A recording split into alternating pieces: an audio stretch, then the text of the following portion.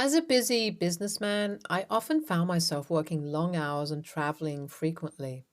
I didn't get to spend as much time with my family as I wanted to, but I always made sure to provide for them financially. My wife had chosen to stay at home and take care of our two children, which allowed me to focus on my career. At first, our marriage was strong. We supported each other and were always there for one another, even when times were tough. But over time, things began to change. My wife became increasingly focused on our finances, and she started to complain that our children were too expensive. She would constantly bring up the cost of their food, clothes, and activities, and it started to wear on me. I tried to assure her that we were doing fine financially, but she didn't seem to believe me. She began to resent me for spending so much time at work and not being there for our family. I understood her frustration, but I also knew that my work was important for our future. As a result of her resentment, our relationship began to suffer. We started arguing more frequently and couldn't seem to see eye to eye on anything. I felt like I was losing her, and it hurt me deeply. But despite our issues, I never stopped loving my wife. I knew that we had built a life together, and I was determined to make it work. I tried to make more time for her and the kids, even if it meant sacrificing some of my work commitments. I wanted to show her that our family was my top priority. As for my relationship with my children, I cherished every moment I got to spend with them. Even though I couldn't be there as much as I wanted to, I made sure to make the most of the time we had together. We would go on outings, play games, and talk about their dreams and aspirations. They were my world, and I wanted them to know that. Despite the challenges we faced as a family, I believed that we could overcome them. I was committed to being the best husband and father I could be, and I hoped that my wife would come to see that our family was worth fighting for. As the months went by, my wife became increasingly restless about our finances. She was always worried about money, and she would frequently bring up the cost of our children's food, clothes, and activities. It seemed like she couldn't go a day without complaining about how much money we were spending. At first, I tried to reassure her that we were doing fine financially. I showed her our budget and explained our savings plan. I even cut back on some of my personal expenses to ease her concerns. But no matter what I did, she was always worried about money. As time went on, her concerns became more intense. She would talk about how we needed to cut back on everything, from groceries to entertainment. She would scold me for buying new clothes or taking the kids out for a treat. It was as if she didn't want to spend a single penny unless it was absolutely necessary. I tried to understand her concerns, but it was hard for me to see eye to eye with her. I knew that we needed to spend money to have a good quality of life, and I didn't want to deprive our children of the experiences they deserved. But my wife's concerns only continued to grow. Eventually, I began to feel like I was walking on eggshells around her. I was afraid to spend money on anything that wasn't a necessity, and I was always worried about how she would react if I did. It was a tough way to live, and it put a lot of strain on our relationship. Despite my efforts to reassure her and make her feel secure, my wife's worries about money only continued to grow. I was at a loss as to how to make her see that we were doing fine financially and that we didn't need to live like paupers to be happy. One day, I came home from work early, feeling exhausted and worn out. As I walked into the living room, I saw my wife sitting on the couch with the biggest smirk on her face. I immediately knew something was wrong. Without any greeting, she simply said, "I need to tell you something." Her voice was quiet and even, but her face was twisted into a gleeful smirk. She went on to explain how she had taken out multiple loans under the names of our children. Each time she had forged their signatures and used their social security numbers without their knowledge or consent. She handed me a stack of papers. My heart sank as I began to read through the paperwork, seeing the astronomical amounts that she had borrowed in their names. I couldn't believe what I was reading. How could she do this to our children? How could she risk their financial futures like this? I was stunned. I couldn't believe what I was hearing. The thought of someone taking advantage of innocent children in such a way was abhorrent to me. I was so angry and upset that I couldn't even find the words to respond. My wife continued to smirk as I read through the papers, clearly taking pleasure in my shock and disbelief. I couldn't understand why she would do such a thing, especially without consulting me first. As the reality of the situation set in, I felt so angry and betrayed. I had trusted her to take care of our family while I worked hard to provide for us, and she had betrayed that trust in the most unimaginable way. My wife continued to sit there with that terrible smirk on her face, as if she was proud of what she had done. She seemed to be enjoying my shock and outrage. It was then that I realized just how far gone she was. She had become obsessed with money.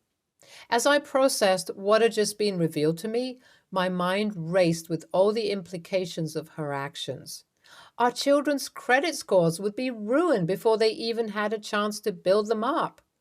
They could be saddled with thousands of dollars in debt, all because of their mother's reckless and selfish behavior. How could you do this? I finally managed to choke out. But she shrugged, still smirking. I had to do something. You never listen to me when I tell you how expensive the kids are. This was the only way to make ends meet. As I sat there, my mind racing with all the implications of what my wife had just revealed to me, I realized that I had to take action. I couldn't let her get away with this. Our children's futures were at stake, and I was not about to let her ruin them. I stood up from the couch, my hands trembling with anger, and walked over to the phone. I couldn't let this go unpunished. Without a word, I called the police and reported my wife's crimes. I told them everything she had said and explained the situation as clearly as I could. As I spoke, I could see my wife's smirk slowly disappearing, replaced by a look of fear and panic. She knew she had been caught, and now she was going to have to face the consequences of her actions. I could hear her pleading with me in the background, begging me not to go through with it, but I knew that I had to. I couldn't let her get away with this. As the operator dispatched the police, my wife began to cry, her tears flowing freely down her cheeks, but I was not moved. I knew what I had to do, and I was not about to let her off the hook. Finally, after what seemed like an eternity, I heard the sounds of sirens outside. The police had arrived, and it was time for my wife to face the music. As they led her away in handcuffs, I could see the fear and panic in her eyes. She had thought she could get away with it, but now she was going to have to pay the price for her selfish and reckless behavior. I knew that I had done the right thing. Our children's futures were too important to let them be ruined by their mother's actions. And I was not about to let that happen. Update 1. It had been a few months since my wife had been taken away in handcuffs, and the reality of the situation was starting to set in. She had been convicted of fraud and was now serving time in jail, while our family was left to deal with the aftermath of her actions. I had to work hard to clear our children's records and restore their credit scores. It was a long and tedious process that involved a lot of paperwork and phone calls, but I managed to do it eventually. The children, being young and innocent, didn't fully understand what had happened. They knew that their mother had done something wrong, but they couldn't comprehend the gravity of the situation. It was heart-wrenching to see them struggling to make sense of it all.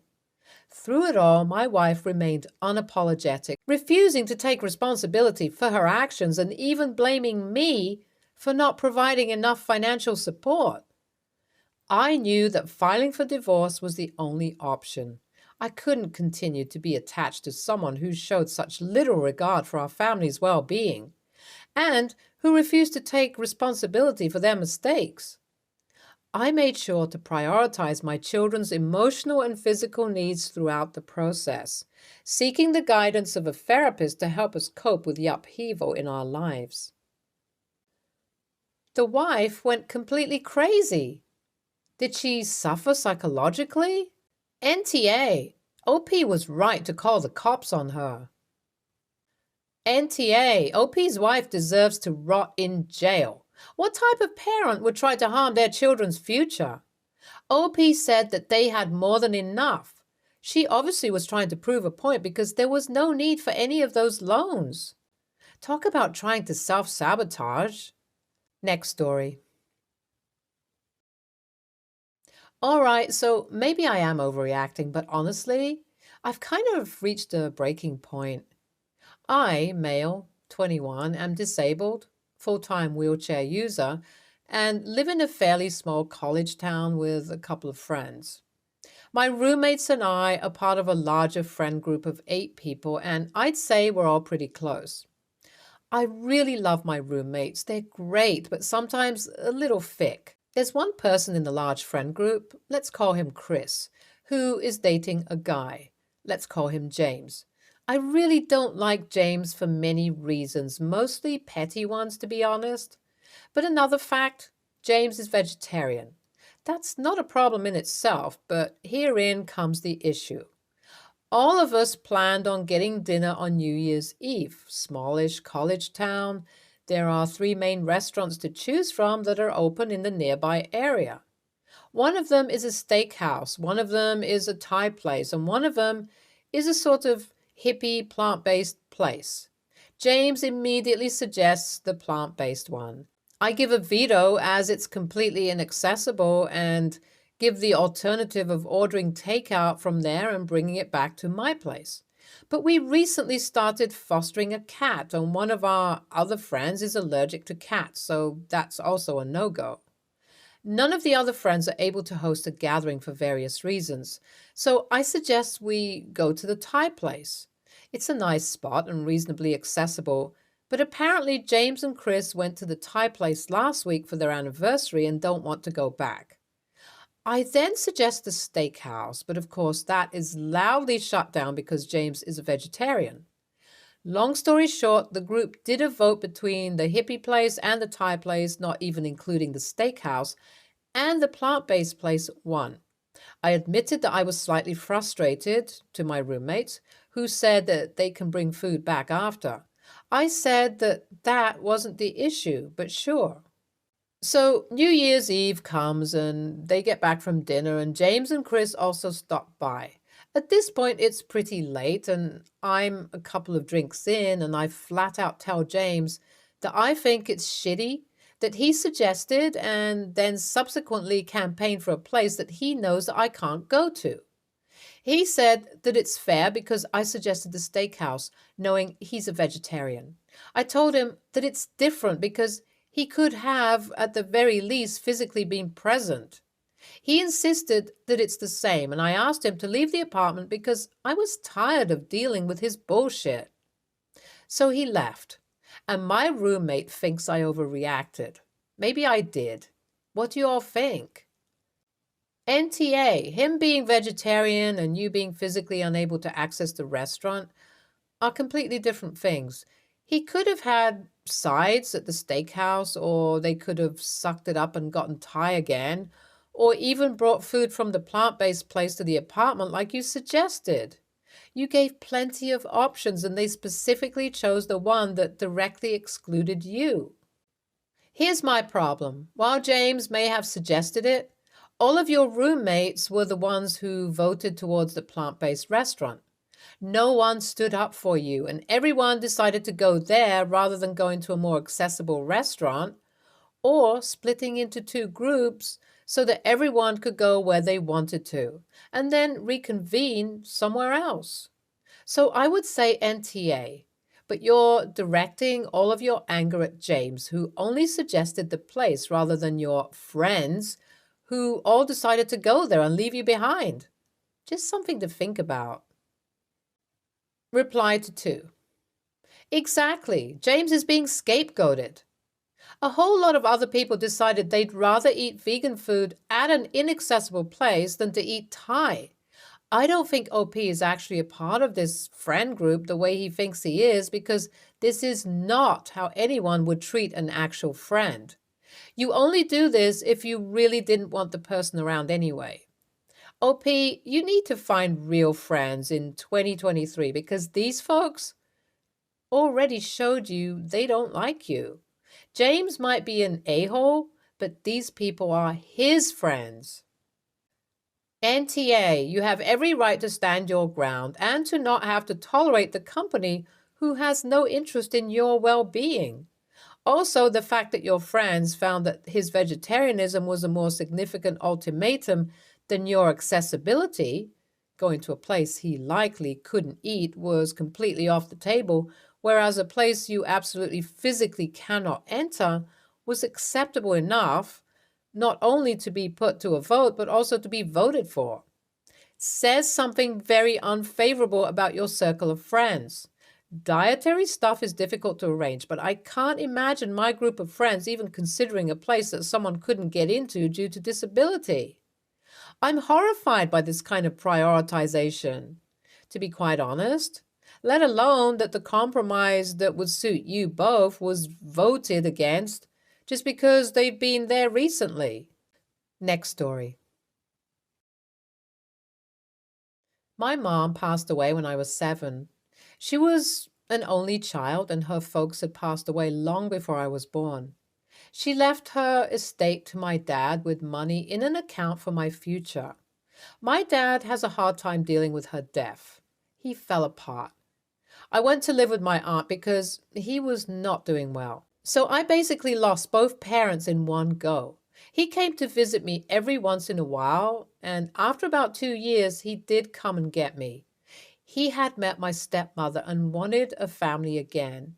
I wish he hadn't. My stepmother isn't a terrible person. She was actually pretty nice. She didn't try to replace my mom, and she was fair in how she dealt with myself and her daughter, who was my age. My father, however, overcompensated a lot. He would give my stepsister anything to try and win her over. The year we turned 16, he bought us a car to share, but she monopolized it and would only let me have it when her mom insisted I get a turn. My dad would tell me to just let her have it. I eventually just stopped using it at all. I got scholarships and got out of the house as soon as I could. When I graduated from college, I approached my dad about getting the money my mom left me to put a down payment on a house. He told me that there was only like $5,000 left. This was really strange. I did receive an allowance from my dad while I was at school. It was great because it meant I didn't have to work. I could just concentrate on school. It turns out he used the money to pay for my stepsister's college and give her an allowance and pay for the insurance on her car, which it turns out he also bought out of that money. I was, and honestly still am, furious. I had him show me the account. There was actually a little over $6,000 then. I took it all. I used it to get an apartment in town and never went back to his house. I have done well since and finally own my own home. I'm married to an amazing woman and we are building a great life together. My stepsister, on the other hand, is kind of screwed up. She was recently arrested for drunk driving again, so her trial is coming up, and if she completes an inpatient treatment for her alcoholism, she may get probation rather than incarceration. My dad doesn't have any money to help her. She doesn't have any money either, so my dad approached me. I said, no, thank you. He said if I didn't help her, then he would have to mortgage my childhood home. So I told him that he could have all the money my mom left for me. He is mad at me and says that I don't understand what he went through to get where he is. I told him that neither him or the kid he sucked up with my money were my problem. AITA? NTA, your dad stole your money and now wants to guilt you into taking care of another mistake of his? Not saying he caused her to lean towards alcohol, but I'm also not saying it. This is not your mess, and he's lucky you aren't coming for the money he stole too. I'm not sure how the account was set up or how he gained access to it, but either way, it was solely meant for you. First of all, your dad's a thief. He's lucky you didn't file charges over this. This was your money, and he was a trustee. Secondly, your stepsister has been ruined by him and will never straighten up if someone keeps paying.